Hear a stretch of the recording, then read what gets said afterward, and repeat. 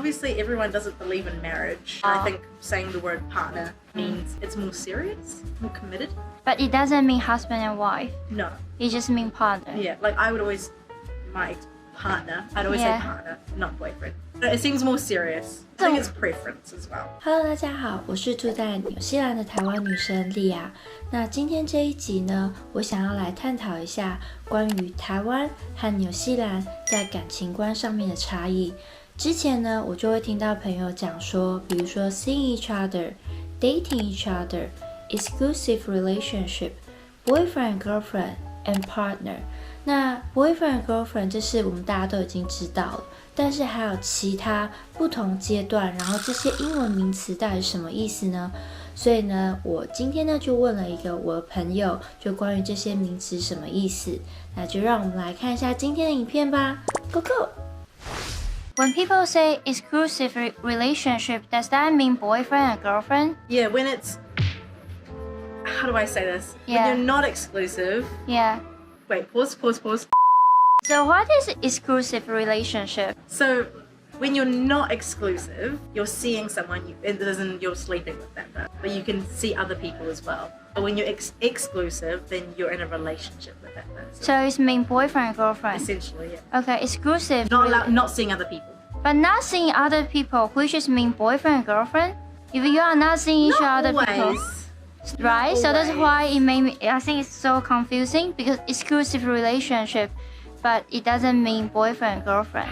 I mean, sometimes you can have feelings for people and you're not ready to move on in terms of classifying yourself as boyfriend and girlfriend, but you don't want to see other people either.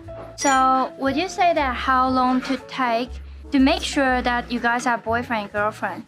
Like different stage? It changes for everyone. It's different for everyone.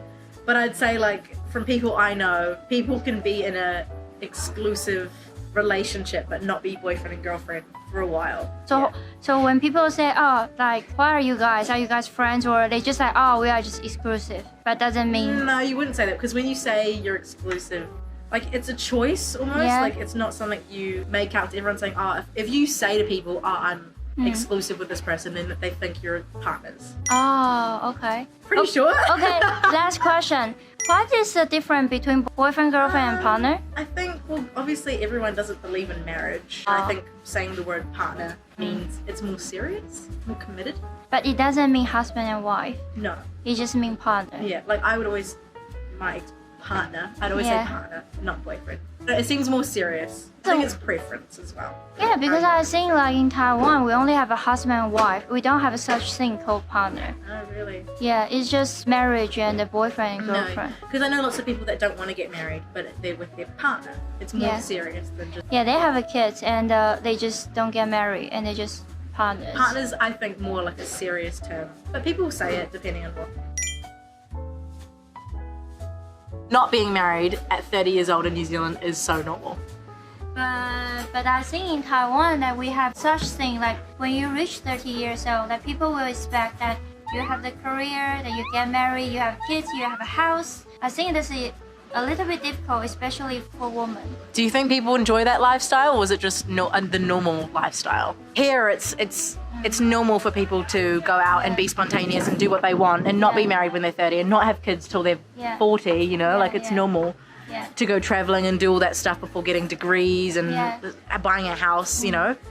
I think it depends on generation. For example, like my parents' generation, I think for them, that is no option like not get married. So I think that's why that my parents eventually get divorced, because everyone has to get married. It's not normal to divorce. Yeah, and for their generation, everyone at certain age, you have to get married. If you don't get married, it's okay, but it feels like you against the whole society. You will get a lot of questions from everywhere, from your workmate, from your parents, and it just push you, just because they want you to be happy. And I feel like a lot of people connect marriage and happiness, like equal happiness. So like my age, when I was 30 years old, there's so many people, even though just stranger, I just met them the first time. They will just assume you're not happy even though because you're not married.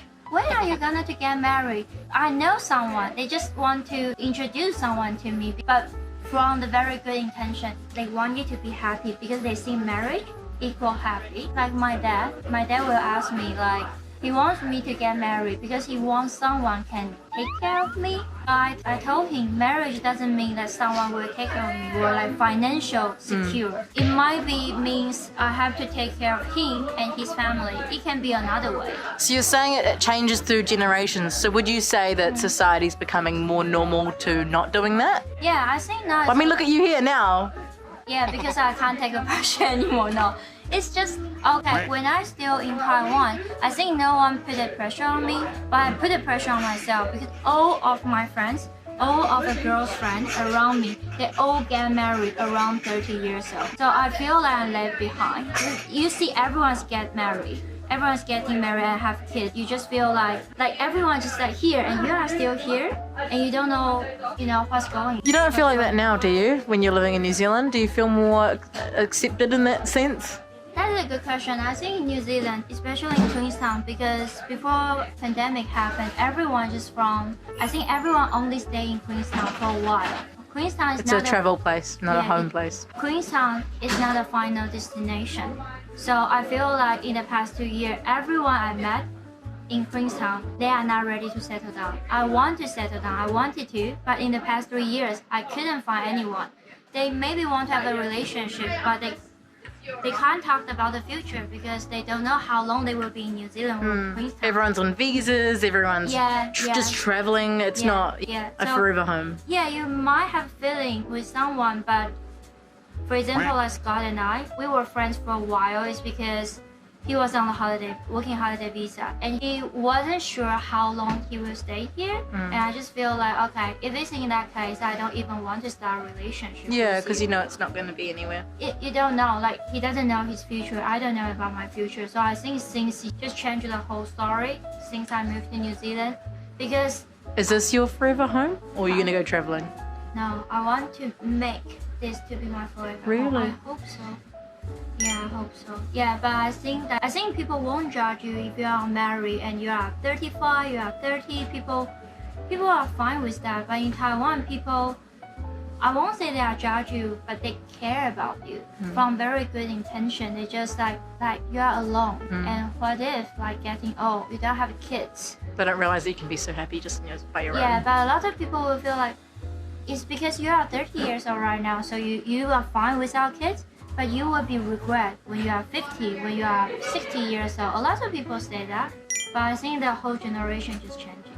I think it's changing for the better. Yeah, I think people should have more option to do whatever they want because like my parent generation, they just everything's already set up. Like you have to get married. I think that's not just Taiwan. Like I think it's in general. Like my family, my mum came from Asia, my dad came from the UK, and yet, they're the same. They're married because that's what is normal. It's not normal. It's normal now to get divorced, but I'd say like back in the day, 50, 60 years ago, it was normal to get married young, even if you were unhappy to stick in that relationship because it's what was normal. But now, our generation generally is more like, if you're unhappy, screw it, be on your own. Yeah, you are on your own. I think in Taiwan it's more like that because just like I told you before, I have so many friends, they got married around 30 years old, and I always feel like I'm so left behind. But right now, my friends start to get divorced. So they get married around 30, but they get divorced after 2 or 3 years. Because I think the generation, especially women in my age, we don't want to sacrifice anymore. Like my mom's generation, if you want to have a kid, you have to sacrifice your career. So you have to sacrifice for your family. But I think now, like my friend and I, like new generation, we just like focus on yourself. Do what you need to do. Yeah. How about me?